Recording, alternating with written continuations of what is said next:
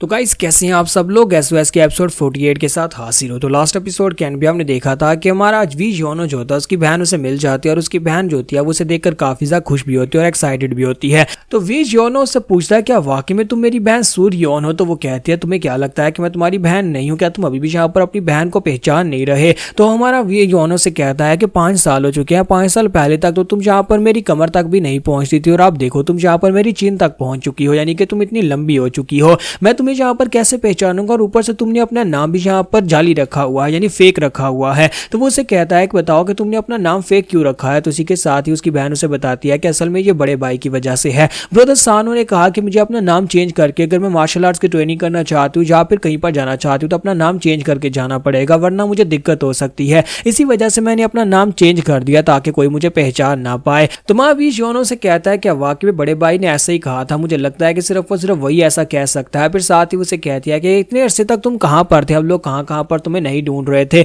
बताओ तो सही पिछले 5 साल से तुम क्या कर रहे थे। तो वी योनो से कहता है कि मैं एक घोस्ट से मिला था, एक भूत मुझे मिल गया था और 5 साल के लिए उसने मुझे कैद कर लिया था। तो वो उसका बाजू पकड़ती है और उसे कहती है मेरे साथ आओ, मैं तुम्हें अंदर लेकर चलती हूँ और मुझे सारी की सारी कहानी सुनाओ कि वहां पर हुआ क्या। जबकि बाकी के सभी ड्रैगन्स जो होते हैं वो हैरान होकर देख रहे होते हैं और कहते हैं क्या पहले भी मार्शल फिनिक्स ऐसी थी, लेकिन ये पहले तो ऐसी बिल्कुल भी नहीं थी। आज यहाँ पर अपने ब्रदर के साथ ये किस तरह खुश होकर बातें कर रही है, ये तो हमेशा बहुत ज्यादा सीरियस रहती थी और बात भी नहीं करती थी। खास तौर पर वो एक लड़का जो होता है वहां पर शायद उसे पसंद करता है, इसी वजह से वो उसे घूर घूर कर देख रहा होता है। फिर साथ ही वो सोच रहा होता है कि अब जबकि यहाँ पर मुझे इसकी आइडेंटिटी के बारे में पता चल चुका है कि ये वी क्लैन की यंग मिस है, तो इसका मतलब यह है कि ये वाकई में काफी ज्यादा एक्स्ट्रा ऑर्डिनरी है, क्योंकि ये डीमन स्लेइंग स्वॉर्ड वी सानो की छोटी बहन है। और अगर जिस लड़के के बारे में जिसके बारे में वो बात कर रही है मिस्टर वी, तो ये भी इसका बड़ा भाई है। तो अगर ये भी उसी की तरह है यानी डीमन स्लेइंग स्वॉर्ड की तरह है तो ये भी एक महान मास्टर ही हो सकता है। तो उसके बाद अंदर का सीन दिखाता है कि ये सभी लोग टेबल के इर्द-गिर्द जाकर बैठ जाते हैं और सभी लोग हैरान होकर देख रहे होते हैं, क्योंकि हमारी सूर्योन जो होती है वहां पर अपने ब्रदर वी योनो को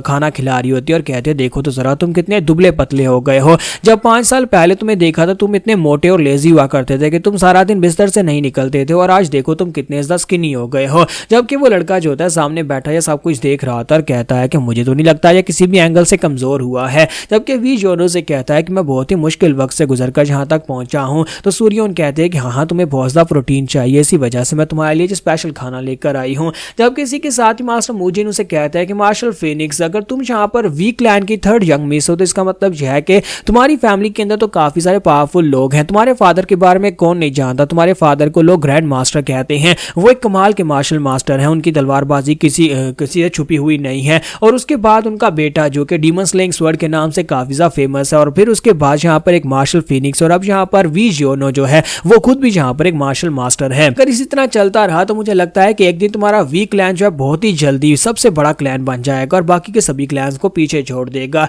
तो मार्शल फिनिक्स कहती है कि ये तुम क्या कह रहे हो, वी योनो के बारे में ऐसा कुछ मत कहो क्योंकि ये तो बिल्कुल बेकार है। तो वो कहता हाँ बिल्कुल बेकार हो, क्योंकि मुझे तो यहाँ पर सारा दिन घर में पड़े रहना ज्यादा पसंद है। तो मास्टर मूजिन कहता है कि शायद तुम यहाँ पर अपने ब्रदर के बारे में ज्यादा कुछ नहीं जानती। साथ ही मास्टर मूजिन जो होते हैं वी योनो से कहते हैं कि जैसा कि तुम्हारी बहन ने कहा और हमने खुद भी इस बात को नोटिस किया है कि तुम बहुत ज्यादा लेजी हो, तो फिर बताओ कि तुम यहाँ पर इतना सफर कर क्यों रहे हो। हमें पता चला है कि तुम पहले भी कई जगहों से होकर यहाँ तक पहुंचे हो। तो वी योनो कहता है ये मेरे मास्टर की आखिरी ख्वाहिश थी, मास्टर ने मरने से पहले मुझे लोकेशंस बताई थी और कहा था कि मुझे इन जगहों के ऊपर जाना है। मास्टर ने कहा कि मेरी कल्टीवेशन कंप्लीट नहीं हो सकती, एक जगह के ऊपर क्लोज डोर में बैठकर ट्रेनिंग करने से ट्रेनिंग कभी कंप्लीट नहीं होती। अगर हम लोग यहाँ पर प्रोफेशनल डाव को हासिल करना चाहते हैं तो उसके लिए हमें आगे बढ़ना होगा, लोगों के बीच जाना होगा जहाँ पर हमें ये सारी चीजें पता चल सकती हैं, इस तरह हम लोग अपनी कल्टीवेशन को कंप्लीट कर सकते हैं। तो मास्टर मूजिन जब उसकी बातें सुनते हैं तो उसकी बात सुनने के बाद कहता है कि बच्चे तुमने बिल्कुल ठीक कहा, मैं भी सारी जिंदगी आइसोलेशन में बैठ के ब्रेक थ्रू करने की कोशिश करता रहा। जैसी वो इतनी बात करता है इसी के साथ उनकी बॉडी से एनर्जी निकलना शुरू हो जाती है और ड्रैगन्स जल्दी से उठकर खड़े होते हैं और कहता है कि जल्दी से यहाँ पर घेरा बनाओ, किसी को भी अंदर मत आने देना और इनको यहाँ पर डिस्टर्ब मत करने देना, ये ब्रेक थ्रू करने वाले हैं, इन्हें सडन एनलाइटमेंट मिली है। तो सभी लोग वहां पर घेरा बनाकर खड़े हो जाते हैं। तो वी योनो कहता है ये अचानक से कल्टीवेट करने के लिए क्यों बैठ गया है। तो उसकी बहन सूर्योनो से बताती है इन्हें यहाँ पर कुछ ऐसा पता चला है जिससे ये ब्रेक थ्रू करने वाले हैं और ब्रेक थ्रू करते वक्त ये सबसे ज्यादा कमजोर होते हैं, इसी वजह से हम यहाँ पर इसे प्रोटेक्शन दे रहे हैं। तो इसी के साथ ही मास्टर मूजिन वहां पर ब्रेक थ्रू कर लेते हैं, उनकी बॉडी से जबरदस्त एनर्जी निकलती है और उस एनर्जी के फ्लो के निकलने के बाद वो अपनी आंखें खोलते हैं। तो वो सभी लोग उसे ग्रीट करते हैं और कहते हैं सर आपको बहुत ज्यादा बधाई हो, आपने यहाँ पर अलाइनमेंट हासिल कर ली, यानी आपने ब्रेक थ्रू कर लिया है। तो वो भी उन सभी लोगों से कहता है कि तुम लोगों का भी शुक्रिया कि यहाँ पर इस मौके के ऊपर तुम लोगों ने मुझे प्रोटेक्शन दी है। और साथ ही वो वी जोनो से कहता है कि मास्टर वी जोनो, ये सब कुछ आपकी वजह से पॉसिबल हो पाया। अगर आप यहाँ पर नहीं होते और इस तरह की बात मुझे नहीं बताते तो मुझे कभी भी एनलाइटमेंट नहीं मिलती। आपका बहुत बहुत शुक्रिया। और ड्रैगन जो होता है उनसे कहता है कि सर मुझे लगता है कि अब यहाँ पर जोंगशान में आपसे बड़ा तलवारबाज कोई नहीं होगा, आप यहाँ पर सबसे बेस्ट तलवारबाज बनने वाले हैं।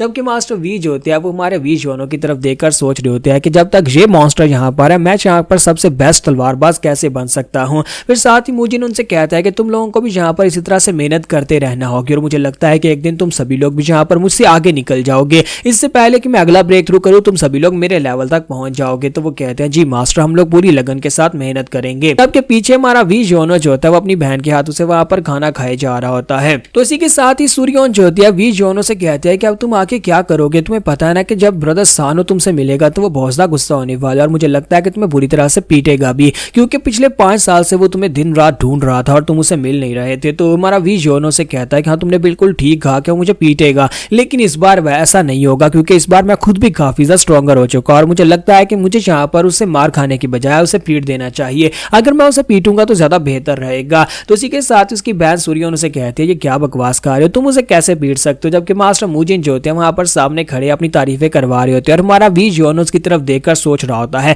मुझे लगता है कि अगर यहाँ पर सानो स्ट्रॉन्ग भी होगा तो वो मास्टर मुजिन से थोड़ा सा स्ट्रॉन्ग होगा। अगर मास्टर मुजिन को मैं हरा सकता हूँ तो सानो को भी हरा सकता हूँ। तुम्हारा वी जोनो जो होता है अपनी बहन सूर्योन को कहता है कि मैं अपने भाई सानो को हरा सकता हूँ और वो जो होती है उसे थप्पड़ मारती है और उसे कहती है कि बस करो, तुम पिछले 5 साल से गायब थे, तुम्हें पता भी है कि वी जानो इस वक्त कितना ज्यादा स्ट्रॉन्गर हो चुका है। तो इसी के साथ एक ड्रैगन आगे बढ़ता है और उसे कहता है कि हम यहाँ पर इस बात को इस तरह से इग्नोर नहीं कर सकते, हमारे लिए वी सानो एक रोल मॉडल की तरह है और हम लोग यहाँ पर उसके इंसल्ट को बर्दाश्त नहीं करेंगे। तुमने कहा कि तुम उसे हरा सकते हो, लेकिन हम ये बात कैसे मान ले कि तुम यहाँ पर एक कमाल के मार्शल आर्टिस्ट को इतनी आसानी से हरा सकते हो। अगर तुम उसे हरा सकते हो तो फिर तुम्हें मेरे चैलेंज को भी एक्सेप्ट करना होगा। तो वी जोरो से कहता है तो इस बात से क्या फर्क पड़ता है कि मैं उसे हरा सकता हूँ या नहीं हरा सकता, लेकिन मैं तुम लोग उसे फाइट क्यों करूंगा। तो वो लड़का चिल्लाकर उसे कहता है कि मुझसे फाइट करो, अगर तुम मुझसे फाइट करके मुझे हरा पाए तो फिर मैं बात मान लूंगा। तो वी जोनो से कहता है कि नहीं, मैं यहाँ पर तुम्हारे साथ फाइट नहीं करूंगा। तो उसी के साथ ही उसे कहता है लेकिन तुम मेरे साथ फाइट क्यों नहीं कर सकते, तुम्हें मुझसे फाइट करना होगी। क्या तुम्हें यहाँ पर ये नहीं पता कि जो बंदा फाइट से ना करता है वो कावर्ड होता है, यानी कि वो डरपोक होता है। तो क्या तुम एक डरपोक हो।